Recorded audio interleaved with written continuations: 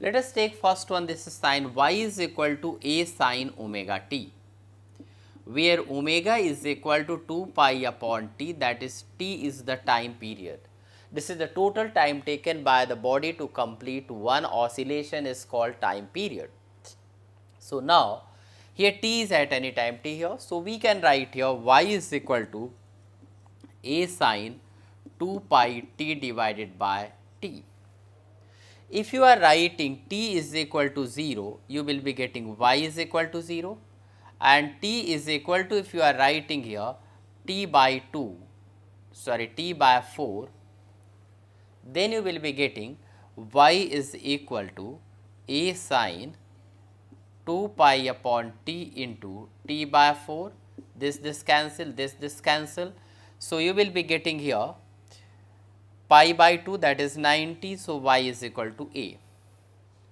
So, if you put all these values for t like this here, if you are taking t is equal to 0, t equal to t by 4, and you are taking suppose 2t by 4, 3t by 4, and that is 4t by 4.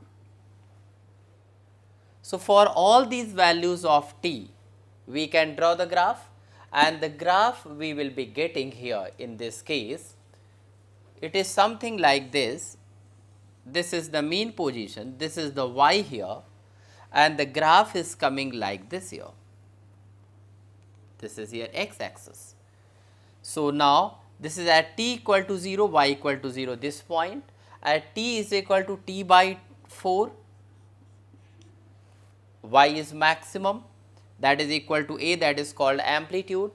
If you are taking here t is equal to 2t by 4, that is t by 2, y is equal to will be 0, and this is this point, and if you are taking here 3t by 4, you will be getting y is equal to minus a to this side, and if you are getting here 4t by 4, that is ty is here 0. So, now from here to here, this is the total time is here t, and this is called time period. So, this is the least time interval after which the body is going to repeat its motion.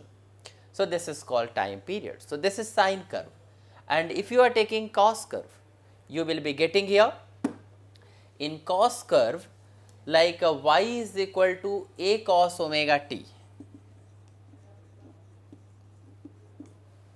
You will be getting this curve like this is your y and this is your t, and the curve is like this.